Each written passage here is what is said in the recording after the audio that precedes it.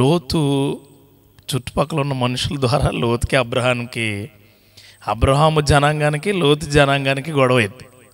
ఆ గొడవ విడిపోయే వరకు వెళ్ళింది. ఆ విడిపోయింది మరలా ఉప్పు స్తంభం అయిపోయి అదొక తెగ అయిపోయి, ఆ తెగ దేవుడికి వ్యతిరేకమైపోయి ఇప్పుడు దగ్గరగా ఒక 7,000 సంవత్సరాలు అవుతున్నా ఇప్పుడు కూడా ఆ తెగకి దేవుడి తెగకి గొడవలు ఉన్నాయి.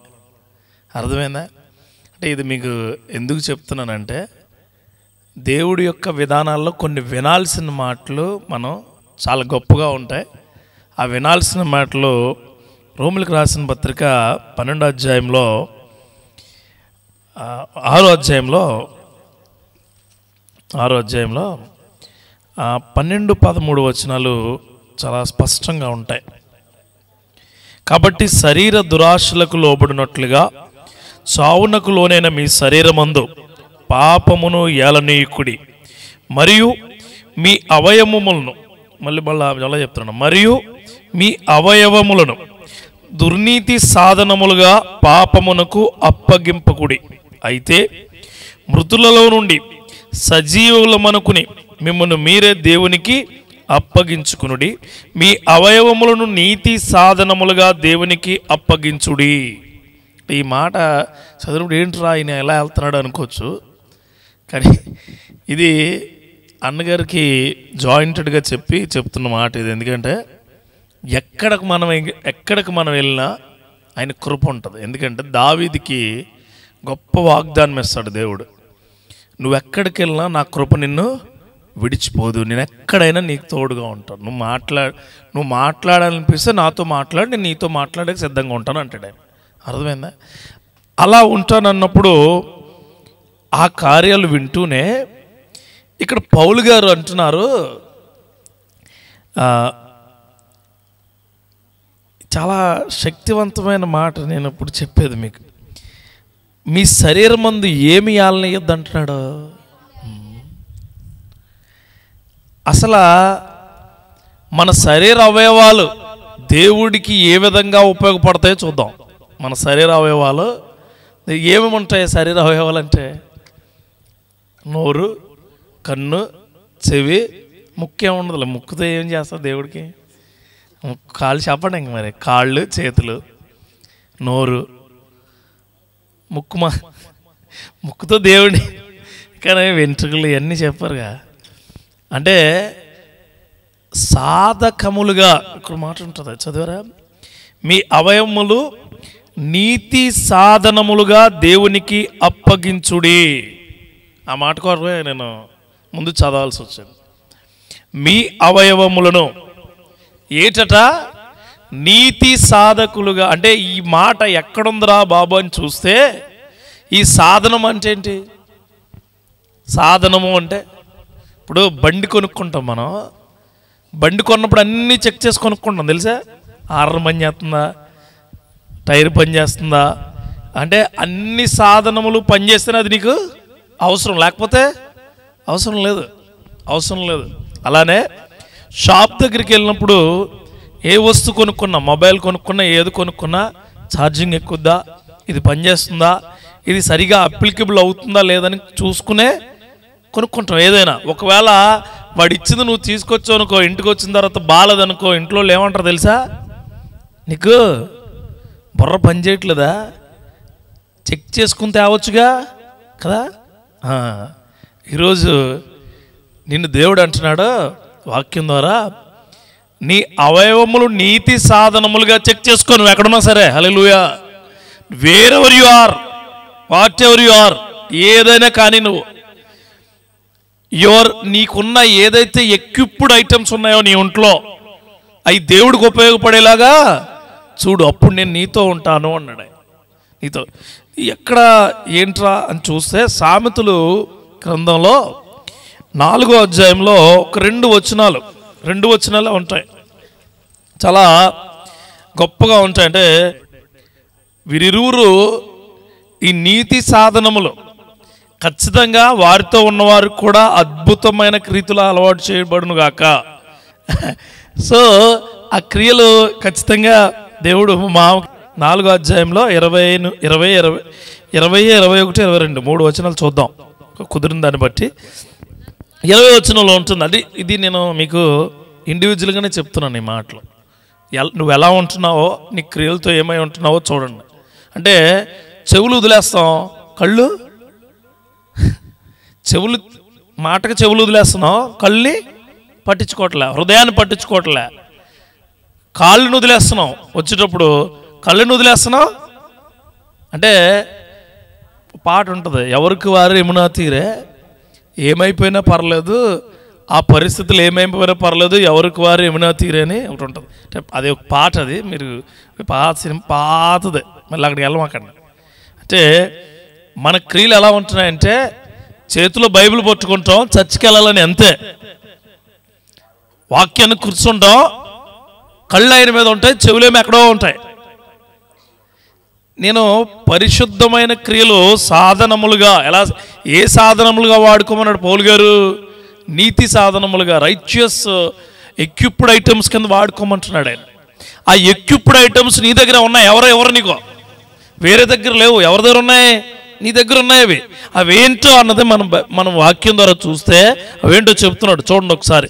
నా కుమారుడా, నా మాటలను ఆలకింపుమో, నా వాక్యములకు నీ చెవి యొగ్గుమో అని అంటున్నాడు. ఆలకించటంకే చెవితో వినడానికి చాలా తేడా ఉంటుంది. ఆలకించడం అంటే your mind will be settled, అంటే నీ యొక్క మైండ్ సెట్ సరిగ్గా ఉండాలి. ఎక్కడ? ఫస్ట్ నీ యొక్క జ్ఞాన విధానము సెట్ చేసుకుని ఉండాలి. ఆలకించే జ్ఞానం కావాలి ప్రభువా అని దేవుణ్ణి అడగాలి. చూడండి, మైండ్ సరిగా లేని వాళ్ళకి మనం ఏం చెప్పినా అర్థం కాదు, వారు వినరు. మనతో బ్రతికే మనుషులే, మనతో అన్ని అవయవాలు ఉన్న మనుషులే మైండ్ సరిగా లేదని నువ్వే తీర్పు తీరుస్తుంటే, నిన్ను పుట్టించిన దేవుడు ఆయన చెప్పిన మాట నువ్వు వినకపోతే ఆయనకి ఎలా ఉంటుంది? అందుకే అంటున్నాను, నువ్వు ఎక్కడున్నా, ఏమై ఉన్నా, ఏం చేస్తున్నా, నువ్వు చేయాల్సిన పని ఏంటంటే నీ మైండ్ సెట్, అంటే నీకు ఇచ్చిన దేవుడిచ్చిన మైండ్ మీద శ్రద్ధ వహించు. హల్లెలూయా. అంటే ఆయన మాట వినాలని, ఆయన క్రియలు చూడాలని, ఆయన సన్నిధికి వెళ్ళాలని, ఆయనతో పాటుగా నువ్వు దేవుడి క్రియల్లో ఉండాలని చెప్పి నీకేముండాలా? చాలామంది హైదరాబాద్ వెళ్తారు, ఇప్పుడు తమ్ముడాళ్ళు దగ్గరలో ఏ సంఘాలు లేవనుకోండి, ఎక్కడికి వెళ్ళాలో తెలియక అలా ఉండిపోతారు. అలా ఉండొద్దని నేను చెప్తున్నాను. దేవుడికి స్తోత్రం.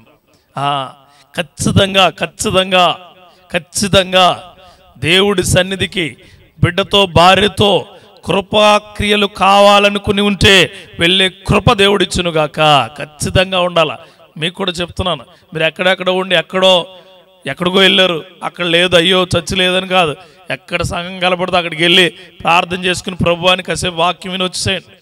ఆ క్రియ మీకు ఉండాలి, ఖచ్చితంగా ఉండాలి. అవి ఇక్కడ లేదండి, ఈ ఊరు దాటి నేను వేరే ఊరు వెళ్ళిపోయాను, ఇంకో చోట ఏం లేదు కాదు. ముందు your mind set will be settled. కరెక్ట్గా ఉండాలి. ఎలా ఉండాలంటే, ఉదయం బయటికి వెళ్ళి మరలా నీ ఇంటికే వచ్చే మైండ్ సెట్ ఉంది నీకు తెలుసా? వేరే వాళ్ళ ఇంటికి వెళ్తావా? అలాగే ఉదయం బయలుదేరి ఇంటికి వెళ్ళి మరలా నీ ఇంటికి ఎలా వస్తున్నామో, మనం సంఘానికి కానీ దేవుడి కార్యాలకు కానీ వెళ్ళి ఆలకించబడే జ్ఞానం దేవుడికి ఇచ్చునుగాక. అదే నీతి సాధనాలుగా వాడమంటే అవే, అలాగే వాడాలి. వాక్యం చెప్తున్నప్పుడు ఇప్పుడు ఎప్పుడు ఇంటికి వెళ్ళిపోదాం, ఎప్పుడు ఇంటికి వెళ్ళి నిద్రపోదాం, ఎప్పుడు మన పని అయిపోతుంది అనుకునే మైండ్ సెట్ నీకు ఉంటే ఇక్కడ కూర్చోవటమే వేస్ట్. నేను అంటలేదు, నువ్వే అంటున్నావు. ఇక్కడ కూర్చోండవే వేస్ట్. దేవుడు నీకు ప్రతి క్రియను ఒక విధి విధానాల్లో రూపొందించాడు, ఒక్క విధి విధానాల్లో. అందుకంటాడు ఆయన, నిన్ను నేను ఎన్నుకున్న విధానము, నిన్ను నడిపించే విధానము, నిన్ను తీసుకుని నిన్ను గొప్ప చేసే విధానము నాకంట బాగా ఎవరికి తెలీదు. I know everything more than you know. నీకంట గొప్పగా తెలుసు నాకు. వాళ్ళ ప్రణాళికలు మనం అనుకునే ప్రణాళికల కంటే దేవుడికి ఎక్కువ తెలుసు. అందుకే ఒంటరిగా ఉన్న వాళ్ళు ఏకమైన వాళ్ళని బిడ్డలతో మరలా ఎక్కడికి పంపిస్తున్నాడు? ఉద్యోగ ప్రాంతానికి ఇది దేవుడి కృప అండి. ఇది దేవుడి కృపే. మనం ఎదురుగా కనిపించే గొప్ప అద్భుత కార్యాలను చూసైనా మన మైండ్ సెట్ కరెక్ట్గా పెట్టుకోవాలి. ఆ కృప ఇమ్మని దేవుడిని నువ్వు అడగాల, అడుగుతూ ఉండాలి. ఇక్కడే అక్కడ 6వ సామెతల్లోనే 20-21లో ఒక మాట ఉంటుంది. నా కుమారుడా, నీ తండ్రి ఆజ్ఞను గైకొనుము, నీ తల్లి ఉపదేశమును త్రోసివేయకము, వాటిని ఎల్లప్పుడూ నీ హృదయమందు ధరించుకోమంటున్నాడు ఆయన. ధరించుకోవడం అంటే ఏంటి? బట్టలు ధరించుకుంటాం తెలుసా, బట్టలు వేసుకుంటాం అంటారు కదా, ధరించుకోవడం అంటే ఏంటి? నీ హృదయానికి చుట్టూ కట్టబడి ఉండాలా. ఏ మాటలో? దేవుడి విధానాల్లో నీకు తల్లి చెప్పిన మాట, దేవుడి విధానాల్లో నీకు తండ్రి చెప్పిన మాట, దేవుడి విధానాల్లో తల్లిదండ్రులు చెప్పే మాట నీ జ్ఞానానికి ధరించుకునే కృప దేవుడిని ఇమ్మని నువ్వు అడగాలి.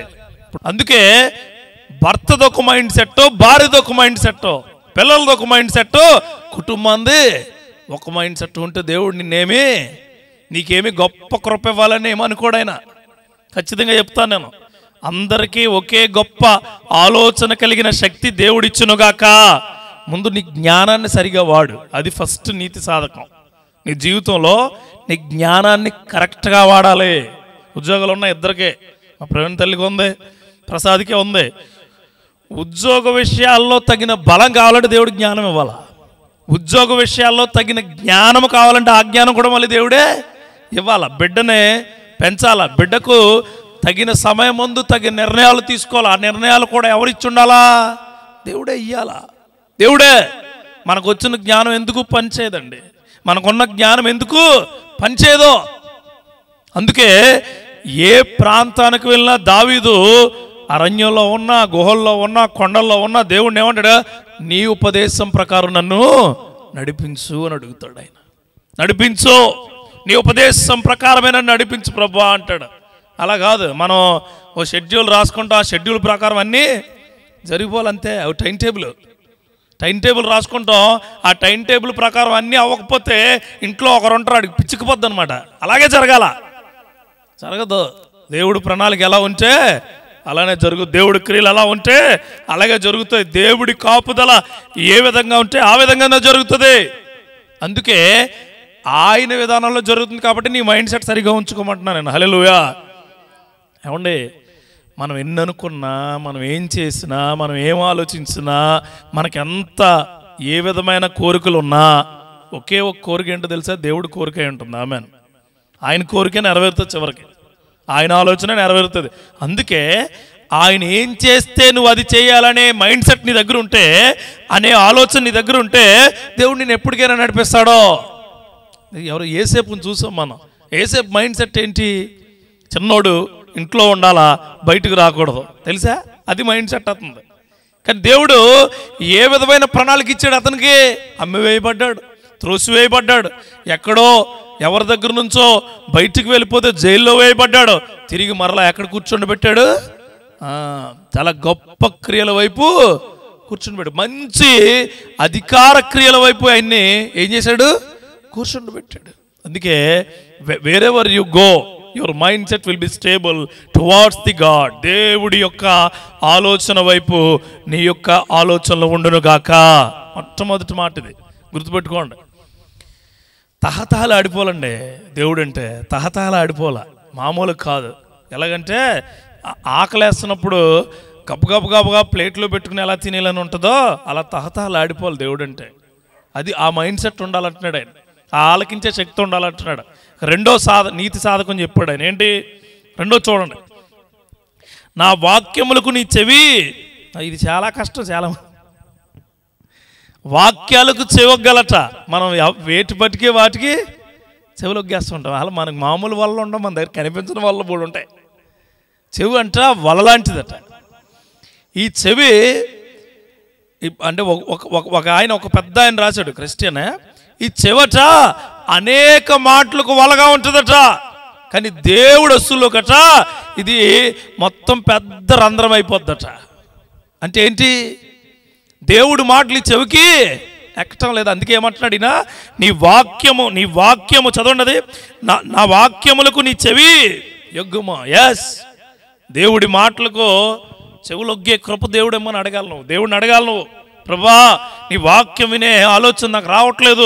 విని రెండో నీతి సాధకం చెప్తున్నాను, నీ చెవి ఎవరి వైపు తిప్పమన్నాడు? వాక్యం వైపు తిప్పాలి. ఎన్నో వాక్యాలు అంటారండి మీరు, ఎన్నో ఎన్నో విని ఉంటారు పెద్ద పెద్దలు కూడా. మనస్ఫూర్తిగా నీ చెవి వాక్యం పైపు పెట్టి వినే వాక్యం ఇప్పటికి కూడా గుర్తుంటుంది నీకు. హల్లెలూయా. ఇప్పటికి కూడా ఎప్పటికీ గుర్తుంటుంది. ఎందుకు వెళ్ళకపోతున్నావు అంటే ముందు నీ మైండ్ సెట్ బాగాలేదు. కూర్చోండి, మతి స్థిమితం లేకపోతే మిగిలిన అవయవాలు ఏమి స్థిమితంగా ఉండవండి. ముందు మొట్టమొదటి నీతి సాధకం ఏంటంటే నువ్వు ఏమై ఉన్నా నీ మైండ్ సెట్, నేను దేవుడి కృపలో బ్రతుకుతున్నాను అనే మైండ్ సెట్ ఉండాలి. నేను దేవుడి ఆలోచనల ప్రకారం వెళ్తున్నాను, దేవుడు నడిపింపు ప్రకారం వెళ్తున్నాను, దేవుడి క్రియల ప్రకారం వెళ్తున్నాను ఆలోచన నీకు ఉంటే అప్పుడు నీ చెవులు ఎక్కడ ఉంటాయి? వాక్యం వైపు ఉంటాయి.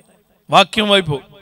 అలా కాదు, వాక్యం చెప్తూ ఉంటాం, పక్కనే మాట్లాడతారు ఏమని, ఎంతసేపో అది బాగా వినపడద్ది. డయాఫ్రమ్ వాళ్ళని ఉంటుంది తెలుసా? చెవికట మీరు లోపల తిప్పుకుంటారుగా, అప్పుడు ఒకటి అది తిప్పిన అంత సరిగ్గా మామూలుగా తిప్పుకుంటే పర్లేదు, కొద్ది లోపలికి వెళ్తేలోకి పెద్ద బాంబు పేలినట్టు సౌండ్ వస్తుంది తెలుసా? ఎవరికైనా అది ఉంటేది తెలుస్తుంది.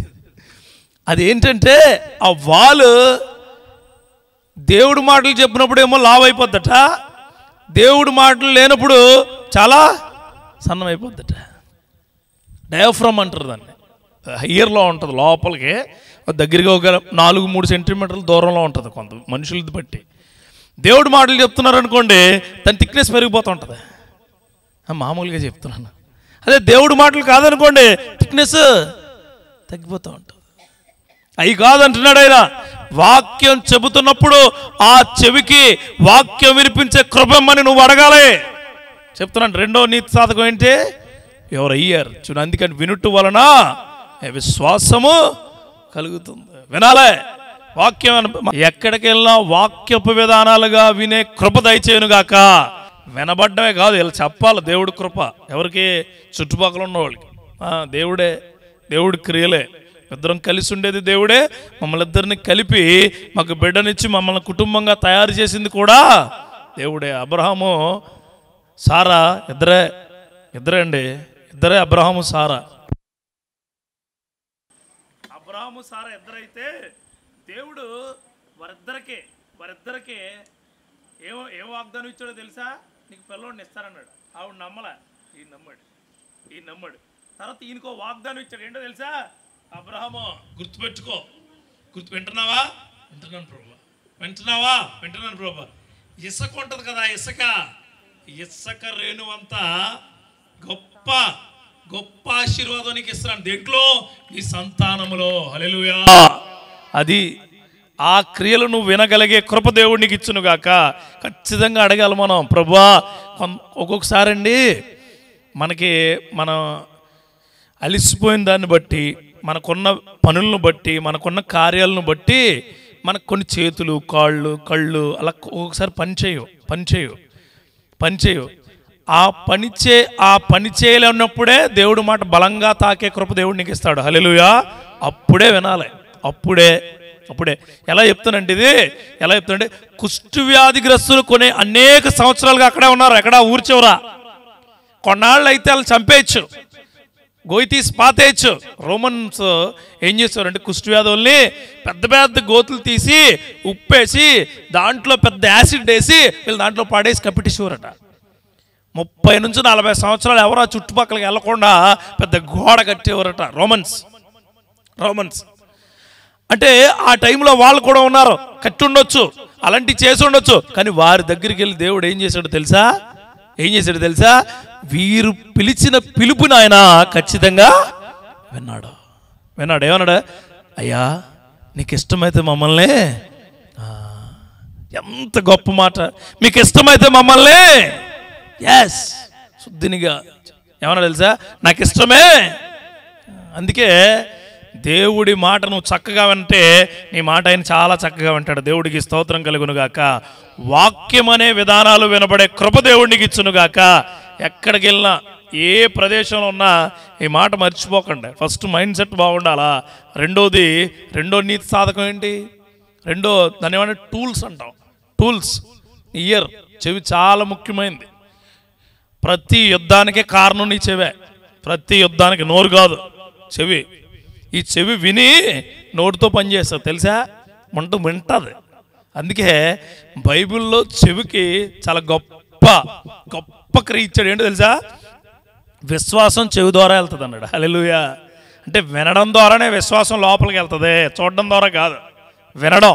అందుకే ఎవరైతే విడుదలయ్యారో వారితో యేసుక్రీస్తు వారు ఏమంటారో తెలుసా?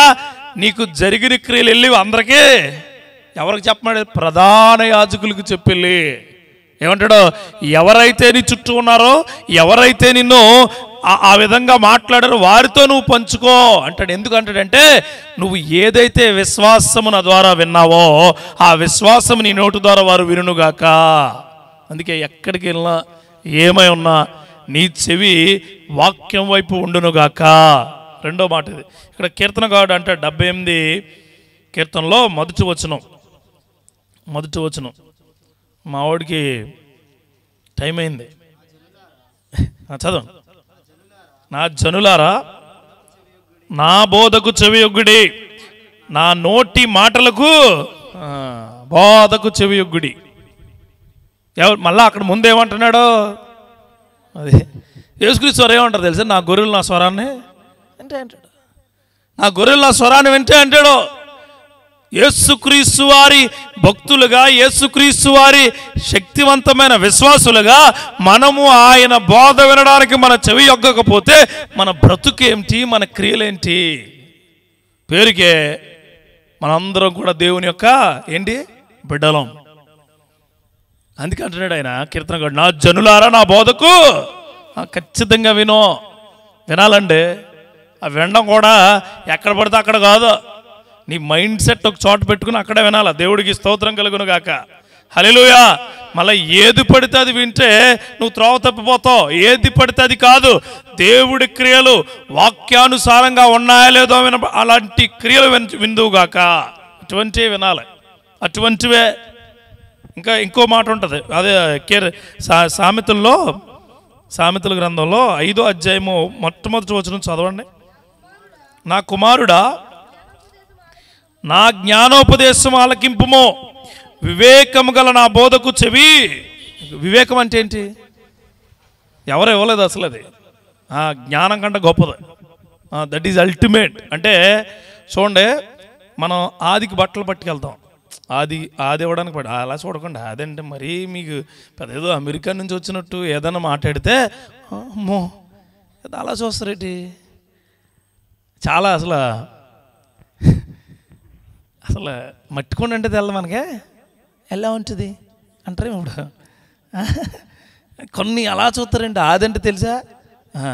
నువ్వు షర్ట్ పట్టుకుని లేకపోతే నువ్వు ఒక జాకెట్ పట్టుకుని టైలర్ దగ్గరికి వెళ్ళి సేమ్ ఇలాగే కుట్టో, లావ్ అవుతాను ఇంకొద్ది లూజ్ పెట్టు అంటారా? వివేకం అంటే విశ్వాసం వివేకానికి ఆది లాంటిది. దేవుడికి స్తోత్రం కలుగును గాక. గుర్తుపెట్టుకోండి, వివేకం అంటే దేవుడి దగ్గర నుంచి వచ్చిందే, ఇంకా దానికి మించింది ఏది లేదు. ఆ వివేకం కలిగిన బోధకు ఏమొగ్గమంటున్నాడు? వల, నీ వలొగ్గో, నీ చెవొగ్గో. అందుకే పేతురుతో కూడా అంటాడు, ఏమంటాడు అంటే ఆయన, ఇదిగో పేతురు నువ్వు వింటలేదో 2-3 సార్లు చెప్పాను, వెళ్ళా, ఈసారి చెప్తున్నా. ఏంటో తెలుసా? నువ్వు నాతో వస్తే నిన్ను మనుషులు పట్టే జాలరుగా చేస్తాను. అప్పుడు ఆయన ఏమంటాడు తెలుసా? వచ్చేస్తానని సంకలు కొట్టుకోడు, అవన్నీ కింద పడిపోయి నన్ను క్షమించా, నేను పాపుని. ఏమంటాడు ఆయన? నేను పాపం చేస్తాను, నేను పాపునే, నాలాంటి వాడిని నీ పక్కన పెట్టుకోవడానికి నాకు అర్హత ఏమీ లేదంటాడు. విన్నాడు ఆయన. అందుకే వినే కృప దేవుడికి ఖచ్చితంగా ఇవ్వాలి. దేవుడి కృప కలిగిన మాటలు ఎంత దూరం వెళ్ళినా ఏమై ఉన్నా అక్కడ కూడా దేవుడి మహాకృపలకు తోడుగా ఉంటుంది. దేవుడి యొక్క ఉపదేశాలు, వివేకం కలిగిన బోధ వినబడే కృప దేవుడిచ్చునుగాక. అలాంటి కృప కావాలి ఆ బిడ్డకు కూడా. అలాంటిదే చెప్పాలి ఇప్పుడు, అలాంటిదే. దేవుడి క్రియలు కలిగిన మాటలు, దేవుడి క్రియలు కలిగిన శక్తి ఆ బిడ్డకు అత్యద్భుతమైన క్రియలతో ఇవ్వాలి. అంతేగాని ఈ ముక్కేట్రా అలాగుంది, నీ కళ్ళేట్రా అలా, పిల్లలు చాలామంది అంటారు, అలా అనమాకండి. అర్థమైందా? ఈ ముక్కేట్రా అలా మెడతలా ఉంది, ఈ ముక్కేట్రా కాళ్ళేట్రా. చాలామంది పిల్లల్ని ఆ విధంగా పోల్చమాకండి. వినపడతాయి పిల్లలకి వినపడతాయి తెలుసా? వాళ్ళకి కొద్దిగా విచక్షణ ఇంకా తెలియదు, కానీ వివేకం ఉంటుంది, వాళ్ళకి జ్ఞానం ఉంటుంది, అన్నీ ఉంటాయి. జ్ఞానం ఉంటుంది కాబట్టి ఆకలి ఎత్తినప్పుడు బ్యాన్ ఎడుతున్నాడు. ఆకలి ఎత్తుంటే అమ్మా అని ఎడుతున్నాడు తెలుసా, నిద్ర పడుతున్నాం గా అంటాడు, ఆవులు ఎంతడాడు. అక్కడికి అన్నీ ఉంటాయి కానీ విచక్షణ ఉండదు. విచక్షణ అంటే ఎప్పుడు ఏమిటి ఎలా చేయాలన్నది పిల్లడికి ఇంకా తెలియదు, నేర్పాలి. అది తల్లిదండ్రులు నేర్పితే వస్తుంది. అందుకే చెప్తున్నాను, బిడ్డల్ని దేవుడిచ్చిన బహుమానాలుగా చూడాలి తప్ప బిడ్డల్ని ఎప్పుడు కూడా నువ్వు వాళ్ళతో వీళ్ళతో ఎప్పుడు పోల్చమాకండి. తల్లిదండ్రులతో కూడా పోల్చుకోదు పిల్లలు అంటాడు దేవుడు. పోలివాడు దేవుడిచ్చిన గిఫ్ట్ నీకు, అది that gift came from the God. అందుకే ఈ మాటలు ఖచ్చితంగా వినమంటున్నాను, ఖచ్చితంగా వినాలి. అందుకే అలాంటి వినబడే చెవులు దేవుడు నీకు నీతి సాధకంగా ఇచ్చునుగాక. రెండోది, మూడో మాట ఉంటుంది చూడండి. మూడోది, నీ కన్నుల ఎదుటి నుండి వాడిని తొలగిపోనీయకుము అంటే రెండోది. Third righteous tool for you కన్ను కోసం దేవుడు ఏమంటాడు తెలుసా, నీ కన్ను తేటగా ఉండి నెడలా నీ శరీరం అంతయు. ఇంకో మాట అంటాడు, భలే ఉంటుంది. కనుక ఎదుటివాడి కంట్లో దూలం పెట్టుకుని చెప్పండి, అదే దానికోసం చెప్పండి. వెంటనే ఎదుటివాడి కంట్లో దూలం పెట్టేసుకుని, ఎదుటివాడి కంట్లో అరణ్యం పెట్టేసుకుని, ఎదుటివాడి కంట్లో అడవి పెట్టేసుకుని నీ కంట్లో నలిసి పెట్టుకో అంటనే ఏముంటుంది, నీ కంటిలో దూలం పెట్టుకుని. దేవుడు ఎందుకు చెప్పాడు తెలిసేది, నువ్వు పాపివని ఒప్పుకుంటే నీ కన్నే పెద్ద దూలంగా ఉంటుంది నీకో. అది తీసేయమని అడుగు, కానీ ఎదుటి వ్యక్తి యొక్క కంటిలో నలిసిన వెతడానికి నీకు అర్హత లేదు. ఇది కూడా వినాలి, గుర్తుపెట్టుకోండి. అక్కడ బాగుంటుంది, ఇక్కడ బాగుంటుంది, ఇంకో చోట బాగుంటుంది, ఇంకో చోట కాదో. నువ్వు వినుట వలన విశ్వాసం వస్తే నువ్వు ఎక్కడికి వెళ్ళినా దేవుడు నీతో మాట్లాడతాడు. దేవుడికి స్తోత్రం. ఎక్కడికి వెళ్ళినా wherever you go is high sight upon you, నీ మీద ఉంటుంది. నా కని దృష్టి అన్ని చోట్ల ఉంటుంది అన్నాడు కదా, అన్ని చోట్ల ఉంటుంది. నేను రెఫరెన్స్లో దోలికి వెళ్ళట్లా, అన్ని చోట్ల ఉంటుంది. నువ్వు ఎక్కడికి వెళ్ళినా సీసీ కెమెరా ఏమని ఉంటుందంటే, మనం ఎక్కడికైనా బంగారం షాపులోకి వెళ్తే మిమ్మల్ని ఒక కన్ను గమనిస్తుంది అని ఉంటుంది. సీసీ కెమెరాలు ఉన్నాయంటే ఏంటి దాని అర్థం తెలుసా, అటు ఇటు నకరాలు చేస్తుంటే లోపలేస్తామని. అది సీసీ కెమెరాలు ఉన్నాయంటే నిన్ను చూడడం కాదు, నిన్ను వచ్చారో రాదో అటెండెన్స్ చేసుకోవడం కాదు, జాగ్రత్తగా ఉండమని. మరి నువ్వు షాపుకి వెళ్ళి మనం పెట్టుకున్న సీసీ కెమెరాకే భయపడితే, ఈ లోకాన్ని పుట్టించిన దేవుడు ప్రతిరోజు నేనేం చేస్తున్నాడు, సీసీ కెమెరాలో చూస్తుంటుంది. All things are recorded. ఎక్కడ డేటాబేస్లో. వినోదాన్ని కొట్టగానే నా సినిమా వచ్చేద్ది, నీ సినిమా కూడా వస్తుంది, నీ పేరు తెలియక చెప్పలేదు అంతే. నీది కూడా ఆ రికార్డింగ్లో బయటకు వస్తుంది. అందుకే చాలా జాగ్రత్తగా ఉండాలి. అందుకే మూడవ నీతి సాధకం ఏంటంటే, కళ్ళను దృష్టి పెట్టే కృప దేవుడికి ఇచ్చునుగాక. ఖచ్చితంగా చర్చిలో కానీ బయట కానీ వాక్యం చెప్తున్నప్పుడు మన కళ్ళు చాలా బాగున్నాయండి. కొంతమందికి సైట్ ఇచ్చాడు, మనకి ఇంకా కొంతమందికి ఇవ్వలేదంటే అర్థం ఏంటో తెలుసా, బైబిల్ చదవమని. చదవాలి. కన్ను ద్వారా కొంత కృపనిస్తాడు మనకి. ఆమెన్. చాలా. ఈరోజు మధ్యాహ్నం ఒక ఆయన వచ్చాడు నా దగ్గర, పెద్ద ఆయన, బ్యాంక్ మేనేజర్, రిటైర్డ్. ప్రార్థన చేయించుకుందామని వచ్చాడు. బాబు నాకు బైబిల్ కావాలండి. ఇస్తాను అంకుల్, నేను కొనుక్కోసం. లేదు నువ్వు వాడింది కావాలన్నాడు. అన్నాను. లేదు బాబు ఇవ్వండి కావాలండి. ఇచ్చాను. డబ్బులు ఎంత బాబు అన్నాడు. 1,00,000 రూపాయలు అన్నాను. భాస్కర్ గారు వాడారు కదా, మరి తప్ప రైటా? అదేంటి బాబు అన్నాడు. మరి ఇవ్వండి, మరి డబ్బులు ఎంత అండి, అంత ఇవ్వాలి. మరి డబ్బులు ఎందుకంటే మీకు ఇచ్చినప్పుడు పట్టుకెళ్ళాను, ఇచ్చినప్పుడు పట్టుకెళ్ళాలా, డబ్బులు ఎందుకు చూసుకున్నారు. అలా చూసుకుని సేవకుడు వాడిన బైబిల్ అయ్యే మానేయండి, అవి మానేస్తే మీ భక్తి బాగుంటుంది, మీరు బాగుంటారు. అందుకే బాబు నువ్వు చాలా ఇష్టం నాకు నిలిపాడు. అంటే దేవుడు క్రియలు మనం ఏం చూస్తావు మాట్లాడే కృపణ ఇమ్మని అడగాలి మనం. ఖచ్చితంగా 100% అడగాలి. అందుకే కళ్ళతో జాగ్రత్తగా ఉండాలి. సరదాగా ఉల్లుమాలకి వెళ్దాం, లుల్లుమాల అని ఉంటుంది, అక్కడికి వెళ్దాం. లేకపోతే అక్కడ డీమార్ట్ చాలా చిన్నవి, ఇంకేముంటుంది, పీవీఆరా ఏమండి వెళ్దామా అంటే, ఇప్పుడు వద్దు అంటాడు ఈయన. కాసేపు కొద్దిగా మా ఫ్రెండ్ కుదరదు వెళ్ళాలి అంటే మావాడు వెళ్దాం. ఆడు కూడా కొత్తగా చూసినట్టు ఉంటుందని వెళ్ళారు అనుకో. ఎప్పుడు ఆదివారం చర్చ అయిపోయిన తర్వాత వెళ్ళను, కానీ చర్చ ముందు వెళ్ళకండి. దేవుడు మా కృప ఆ క్రియలు దేవుడు ఖచ్చితంగా ఇచ్చునుగాక. వెళ్ళి కొనుక్కోవడం తప్పులేదు, కానీ నీకు ఇచ్చిన టైము, దేవుడు నీకు ఇచ్చిన టైము, దేవుడు నువ్వు ఇచ్చే టైము పైన లెక్క అయితే ఉంటుంది. ఎక్కడ పైన పరలోకంలో ఒక లెక్క ఉంటుంది. నువ్వు ఇచ్చే టైం చాలా గొప్పగా ఉండాలి. ఆదివారం అంటే ఆదివారపు క్రియలే చేయాలి. దేవుడికి స్తోత్రం కలుగును గాక. హల్లెలూయా. ఆ కృప, క్షేమము, ఆ శక్తి దేవుడు ఖచ్చితంగా వారికి ఇచ్చును గాక. అంటే ప్లేస్ మారితేనట మనిషి జీవితం మారిపోద్ది అన్నాడు. ఎవడ అవుతుందే? ప్లేస్ మారితే మారదు, నీ చూపు మారితే మారుద్ది. ఆమెన్. ప్లేస్ మారితే ఏది మారదండి. చూపు మారితేనే మారద్ది. చూపు మారితే నీ ఆలోచన మారద్ది, నీ క్రియలు మారతాయి, నీ అవగాహన మారద్ది, నీకున్న అసంపూర్తి అంతా మారిపోద్ది. అది దేవుడు చెప్పాడు నీకు. దేవుడే చెప్పాడు. ఏమన్నాడు తెలుసా? బాబు మాకు కళ్ళు కనిపించో, కళ్ళు కనిపించో, కళ్ళు కనిపించో. ఇట్రా వచ్చారు దగ్గరికి. నువ్వు నాకు కళ్ళు ఇస్తావు కదా, నేను ఇస్తానని నువ్వు నమ్ముతున్నాను. అప్పుడు ఈయన కింద నుంచి మట్టి తీసి వైద్యుడయ్యి చేతిలో రాసి 2 చేతులు ఆయన కళ్ళ మీద పెట్టి తీసిన వెంటనే ఏమొచ్చింది? కళ్ళు వచ్చినంటే ఫస్ట్ చూసిన వ్యక్తి ఎవరు? దేవుడే. ఇంత అందంగా ఉంటుందా? మరి యేసుక్రీస్తు వారిని చూస్తే అందంగా ఉండదేంటి? దేవుడికి స్తోత్రం. అంత అందంగా ఉండదా? అందుకే చెప్తున్నాను, నీ కళ్ళు, నీ నీతి సాధకములు, దేవుడు చేసే క్రియలను చూసే కృప దేవుడికి ఇచ్చునుగాక. ఖచ్చితంగా అద్భుతాలు చూసే కృప దేవుడు ఇమ్మని నువ్వు అడగాలి దేవుడిని. నీ మిరాకిల్స్ చూసే కృప దేవుడినా నాకు ఇయ్యే అని అడగాలి దేవుడిని. నీ మిరాకిల్స్ అవి కాదు, అవి అడగంగా మనం. వేరే చాలా ఉంటాయి, నేను అడగట్లే. చాలా అంటే మీరు యాడ్ చేసుకోవచ్చు అనమాట. చాలా పెళ్ళికి వెళ్తాం, ఏమున్నారా అంటే మెయిన్ ఐటమ్స్ చెప్తారు. ఏమండి? Biryani, chicken, mutton, fish. పెరుగు చెప్తాడు ఏమన్నా? పెరుగు, చేపడం, సాల్ట్, అది చేపడం, వాటర్. ఎందుకు? అవసరం లేదు. అలాగే పెరుగు, సాల్ట్, వాటర్ ఎలా చెప్పట్లేదో ఈ రోజుల్లో వాక్యం అనే విధానం కూడా మనుషులకి అలాగే అయిపోయింది. ఆ కోవలో నువ్వు ఉండొద్దని చెప్తున్నాను. ఆమెన్. ఆ కోవలోకి నువ్వు వెళ్ళమాక. ఆ వాక్యం చాలా ప్రాముఖ్యమైనది. వాక్యం నీకు చదవచ్చు, చదువు.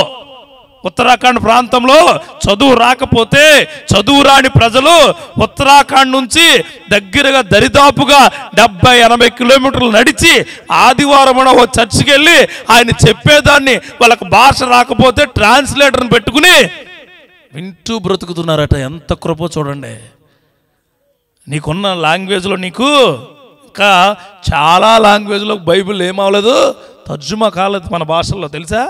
ఇండియన్ లాంగ్వేజ్లు దగ్గరగా 116 పైన ఉన్నాయి. బైబిల్లో 72 లాంగ్వేజ్లో కన్వర్ట్ అయినాయి. ఇంకా మిగిలిన లాంగ్వేజ్లోకి ఇంకా అవ్వలేదు. వాళ్ళకి లేదా కృప. దేవుడు మనకి ఇచ్చాడుగా. ఇంగ్లీష్ ఉంది, తెలుగు ఉంది, నీకు హిందీ వస్తే హిందీ ఉంది, బైలింగ్వల్ ఉంది, ఇంగ్లీషు తెలుగు ఉంది, ఇంగ్లీషు హిందీ ఉంది, తెలుగు. ఏ బాబా అని చెప్పకుండా బాబు తెలదు, మాకు తెలుగే రావట్లేదు అనమాట. చదవాలి. బైబిల్ అంటే చాలా గొప్పది. చూడండి, ప్రతి ఒక్కరికి పర్సనల్ సెల్ ఫోన్ ఉంది, పర్సనల్ దిండు ఉంటుంది, పర్సనల్ దుప్పటి ఉంటుంది, పర్సనల్ టవల్ ఉంటుంది, పర్సనల్ సబ్బు ఉంటుంది, పర్సనల్ పేస్ట్ ఉంటుంది, పర్సనల్ పళ్ళు కుట్టుకుని ఉంటాయి. పర్సనల్ ఇంట్లో లేవా పళ్ళు పెట్టుకుని, అదే పర్సనల్ ఇనుపుల్లో లాభలే లేవు, ఉంటాయి, అన్నీ ఉంటాయి. పర్సనల్ బైబిల్ కూడా ఉంటుంది. ఇవన్నీ వాడతారు, కానీ వారానికి ఒకసారి వాడతారు. ఏంటి? బైబిల్. అది కూడా ఏంటంటే మొయ్యకపోతే ఫీల్ అవుతుందని చెప్పి చర్చికి పట్టుకెళ్ళి పాపం పట్టుకొచ్చేస్తారు. పిక్నిక్ లాగా చర్చికి ఇలా పట్టుకుని ఎక్కడికి? చర్చికి. అంతే. ఓపెన్ చేయరా నువ్వు బైబిల్ కరెక్ట్గా ఓపెన్ చేస్తే 4-5 బొద్దింగలు వస్తే బయటికి ఓపెన్ చేయి చూడు. నిజంగానే. ఎందుకు? బొద్దింగలు ఎక్కడ స్థావరం ఏర్పరచుకుంటా తెలుసా?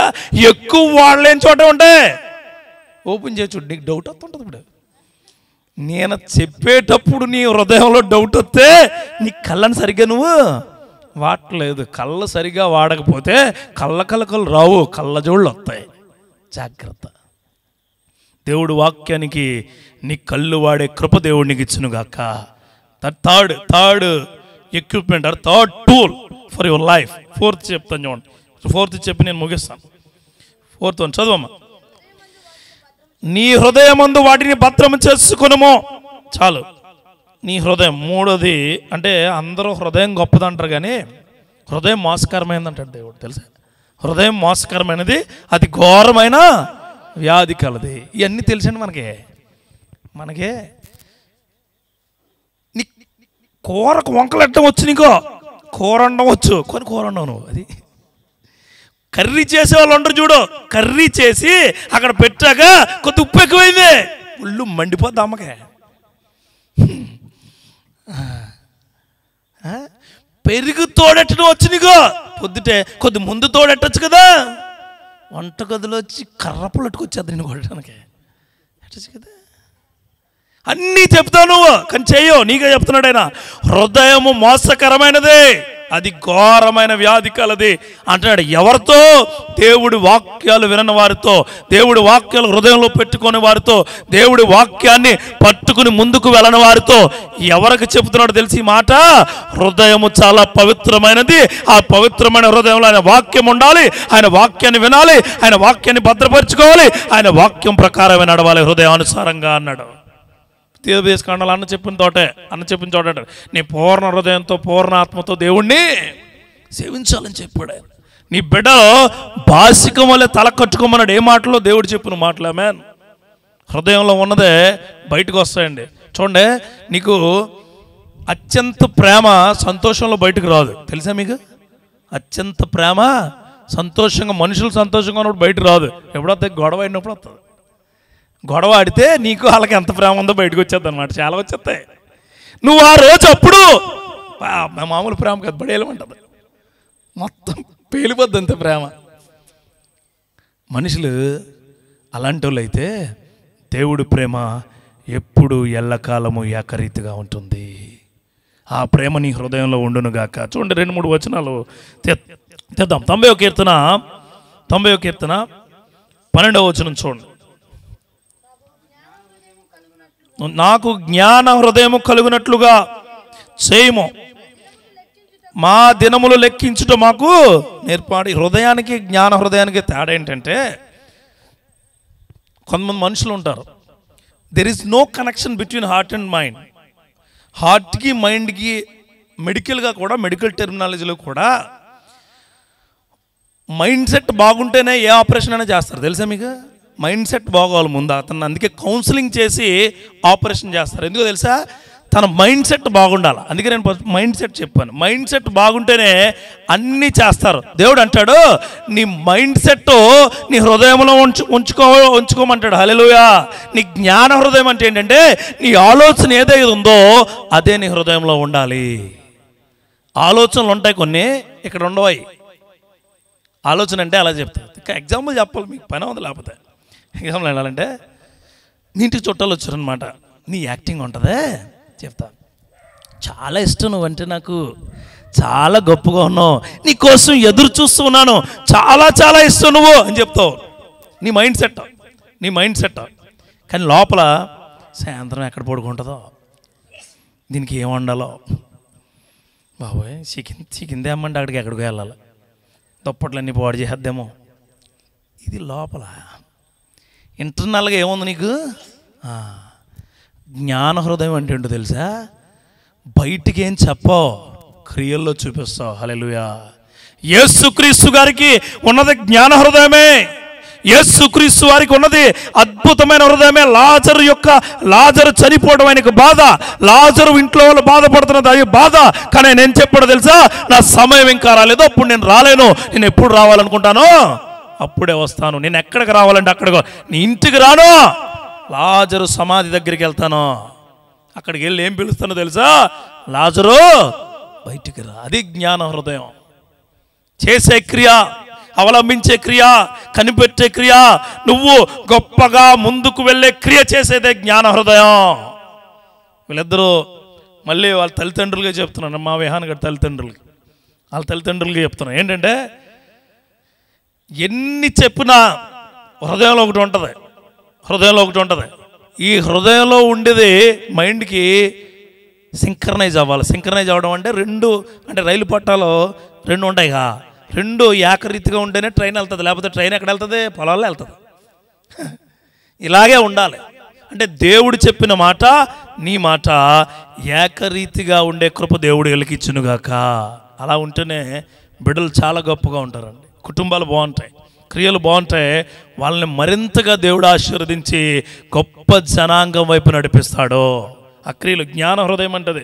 గుర్తుపెట్టుకోండి, మీకు కూడా జ్ఞాన హృదయం అంటే there is a connection between your mind and heart. నీ హృదయానికి నీ మైండ్కి కనెక్షన్ ఉండాలా. కనెక్షన్ దేవుడి హృదయమై ఉండాలా. దేవుడికి స్తోత్రం, హల్లెలూయా.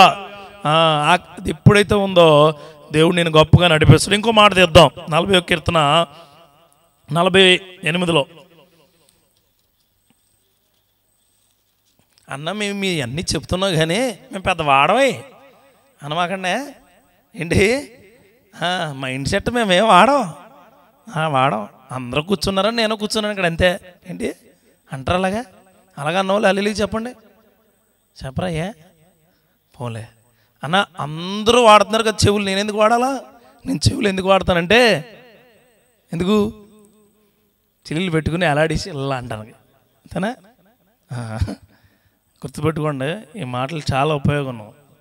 When you are in college, when you are in school, when you are in job, when you are in home, when you are church, when you are in sinful condition, అంటే పాపపు ప్రదేశంలో నువ్వు ఉన్నా ఈ మాటలు నీకు చాలా ఉపయోగం. చాలా చాలా. మైండ్ ఏం చెప్పుదో తెలుసా? పాపంలో ఉంటే తప్పురా తప్పురా తప్పురా తప్పురా అని చెప్పొద్దు. ఆ తప్పురా అని చెప్పే మైండ్ని నీ చెవి వింటే నీ నోటి ద్వారా నేను ఎక్కడ ఉన్న బాబోయ్ వెళ్ళిపోతానని చెప్తావు తెలుసా. అప్పుడు హృదయానికి చెప్పి చిచి ఈ బ్రతుకు నేను బ్రతకనని వచ్చేస్తావు. లాస్ట్లో చెప్తాను, పాదయాత్ర నువ్వు మాట ఉంది చెప్తా లాస్ట్లో.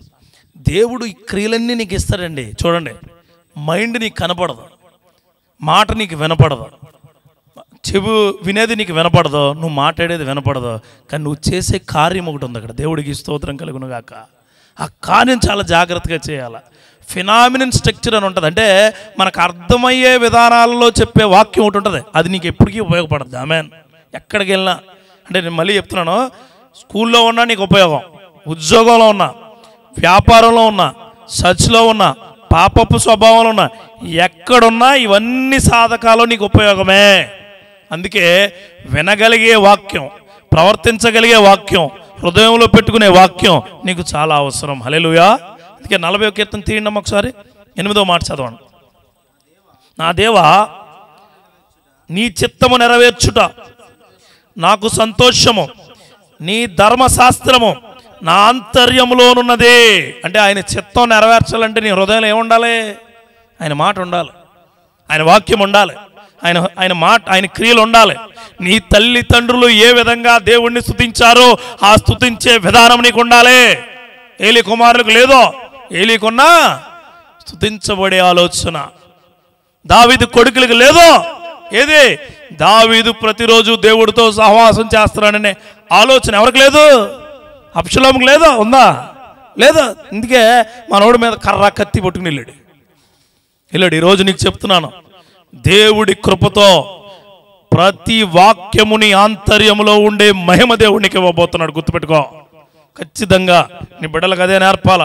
ఇద్దరు కూడా ఆ కుటుంబానికి, నాన్నగారు అమ్మగారు ఒకవేళ వెళ్ళినా దేవుడి కృపతో వారి హృదయములో దేవుడి యొక్క వాక్యము నాటబడాయి, పెద్ద గొప్ప తోటలా ఉండునుగాక. ఉండాలండి అది ఖచ్చితంగా. ఆయన వాక్యం మన ఆంతర్యంలో ఉంటే అంతకన్నా గొప్ప కృప ఏది ఉండదట. 4వ మాట చెప్పి, లాస్ట్ మాట నేను చెప్పి వెంటనే ముగించేస్తాను. ఈ మాట ఏంటంటే, లాస్ట్ చదవండి ఆ మాట, నీకు తర్వాత వచనంలో ఉంటుంది. అంటే కొద్దిగా ఏమనుకోవద్దు, ఇంకొక వచనం నేను ఎక్స్ట్రా చదివిస్తున్నాను, అంతేనా? 22 చదవం. లేదు, నేను అన్నమాటే. దొరికిన వారికి అవి జీవమును, వారి సర్వశరీరముకు ఆరోగ్యము ఇచ్చును. అంటే నీతి సాధకాలన్నీ వాడితే నీకేమొస్తుందట? అదే ముందు ఏమొస్తుంది అన్నాను? జీవం, ఆరోగ్యం. ముందు మనకు ఆరోగ్యాలు కావాలా. దేవుడి క్రియలట చెప్పబడే గొప్ప దృశ్య కావ్యంలా ఉంటాయట. దేవుడికి స్తోత్రం. ఇది విశ్వాసం ఎంతున్నా, మనలో ఆలోచనలు ఎంతున్నా, నువ్వు క్రియల్లో చూపిస్తేనే ఆ విశ్వాసం నిలబడద్దు అంటున్నా నేను. హల్లెలూయా. ఇదే నేను చెప్పే లాస్ట్ మాట ఏంటంటే, నీకు ఆరోగ్యం ఇచ్చేది ఆయన విశ్వాసం.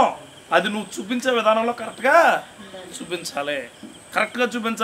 పిల్లోడికి జ్వరం వచ్చిందండి, పిల్లోడు ఏడ్ చేస్తున్నాడండి, పిల్లోడు నీ విశ్వాసం బట్టి ప్రార్థన చేస్తే దేవుడు మహాకృప ఇచ్చి అతనికి ఏం కావాలో ఫీడింగ్ దేవుడు దయచేస్తాడో. ఆ క్రియలు కావాలని దేవుడు నువ్వు అడగాలి. దేవుడి వాక్యము నిత్య జీవాన్ని ఇస్తుంది అని మనకు తెలిసి ఉండాలి. నిత్య జీవం అంటే తెలుసా? మాకు దయచేస్తారు. అందుకే ఇర్మియా గ్రంథంలో అంటాడు ఆయన. 33 అధ్యాయం తీయండి ఒకసారి, ఈ వాక్యం చెప్పి ముగించేస్తాం. ఇర్మియా గ్రంథంలో 33 అధ్యాయము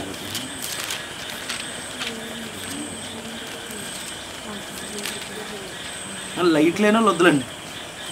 నాకు మొరపెట్టుము, నేను నీకు ఉత్తరం ఇచ్చేదను. నేను నీకు ఉత్తరం చూడు, అది కదమ్మా 33:6 వచనం చదువు. నేను దానికి ఆరోగ్యమును స్వస్థతను మరలా రప్పించున్నాను, వారిని స్వస్థపరుచున్నాను, వారికి సత్య సమాధానంలో సమృద్ధిగా బయలుపరి. చూడండి, గుర్తుపెట్టుకోండి, దేవుణ్ణి ఆరోగ్యమో క్రియలో అడగండి, సమృద్ధి అడగండి. దేవుడికి స్తోత్ర. సమృద్ధి. మన దేవుణ్ణి ఎప్పుడైనా మనం అడగాల్సిన టూల్ ఏంటంటే నిత్య జీవానికి వెళ్ళే మార్గము మాకు నేర్పు, అంటే పాదయాత్ర నేర్పమని అడగాలి. ఆమెన్. ఆ క్రియలు కావాలని అడగాలి మీరు కూడా.